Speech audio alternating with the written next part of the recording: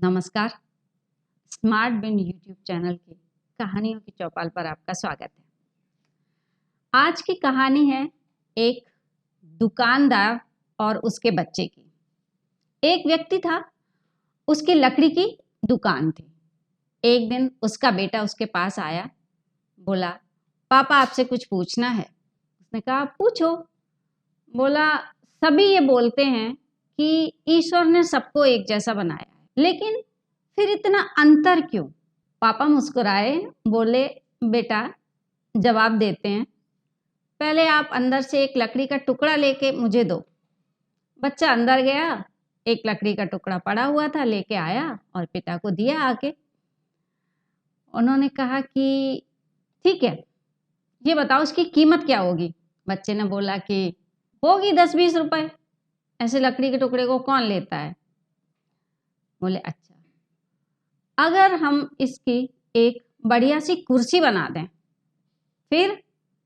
बोले, 200 रुपए तक दे देगा कोई? बोले, अच्छा, उसी कुर्सी में हम कार्विंग कर दें, खूबसूरत सी नक्काशी? बोले, कीमत थोड़ी और बढ़ जाएगी। बोले, अच्छा, और अगर इसका हम क्रिकेट का बढ़िया सा बैट बना दें या हॉकी की स्टिक बना दें, तब क्या होगा? बोले, फिर तो और भी महंगा हो जाएगा। और बोले, अगर कुछ ऐसा हो जाए कि हम किसी बड़े प्लेयर को इसको बेच पाएं, तब क्या होगा? बोले, वो तो बहुत पैसा दे देंगे। बोले, बस यही तुम्हारे प्रश्न का जवाब था। अब कहानी को विराम देते हैं थोड़ा सा और आपसे भी एक क्वेश्चन पूछते हैं।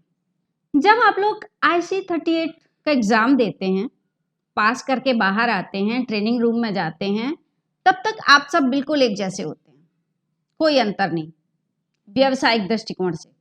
लेकिन जब वहां से ट्रेनिंग लेके आप फील्ड में जाते हैं, तो कुछ समय बाद आप लोगों में बहुत अंतर हो जाता है। ऐसा क्यों? कोई बहुत सफल हो जाता है, किसी को काम करने में बहुत परेशानियां आती हैं, काम ही नहीं कर पा रहा होता है।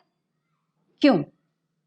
इसका जवाब सोचिए, नहीं तो कहानी के अंत में तो मिल ही जाएगा। चलिए आगे कहानी की ओर बढ़ते हैं। बच्चे ने कहा कि अलग अलग तरीके से कीमत बढ़ रही है पापा। बोले, हाँ, यही आपके प्रश्न का जवाब था।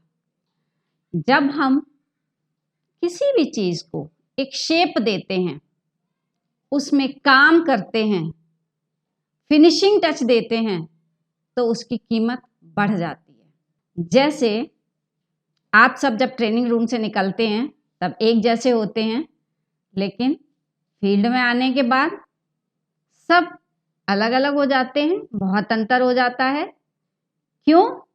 क्योंकि कुछ लोग अपने आप को कार्व कर लेते हैं, खुद में फिनिशिंग टच दे लेते हैं, यही अंतर है। अब कैसे दे लेते हैं फिनिशिंग टच, कार्व कैसे कर लेते हैं, चलिए बात करते हैं। जैसे आप अपने आप को अपडेटेड रखिए, आप अपनी सॉफ्ट स्किल पे बहुत काम करिए, जैसे अपनी ड्रेसिंग सेंस पे, अपनी बॉडी लैंग्वेज पे, जैसे आपको कहाँ क्या और कितना बोलना है, इस पे काम करिए, बहुत ज़रूरी चीज़ें हैं। आप अपने प्रोडक्ट्स, जिस कंपनी के लिए काम करते हैं, उस कंपनी के प्रोडक्ट्स की बहुत डीप नॉलेज होनी ज़रूरी है। आप पढ़िए, आदत डालिए पढ़ने की, रोज़ाना आप कम से कम 1 घंटा निकालिए पढ़ने के लिए। इसके अलावा जो टेक्नोलॉजी है उस पे ज़रूर काम करिए, सीखते रहिए, नई चीज़ें सीखिए, ट्रेनिंग्स में जाइए, बहुत ज़रूरी है। ट्रेनिंग्स में जाएंगे आपको कुछ ना कुछ नया सीखने को मिलेगा। इसी तरह से लगातार छोटे छोटे काम करके आप अपने आप को कार्व करते रह सकते हैं और फिनिशिंग टच देते रह सकते हैं। और इससे क्या होगा? आपकी कीमत, आपकी वैल्यू समाज में और आपके काम में, दोनों में बहुत बढ़ेगी। और जब ऐसा होगा तो आपका व्यवसाय भी बढ़ेगा। तो आज की कहानी यहीं ख़त्म करते हैं। अगली कहानी में फिर मिलेंगे, फिर कुछ नया सीखेंगे। धन्यवाद।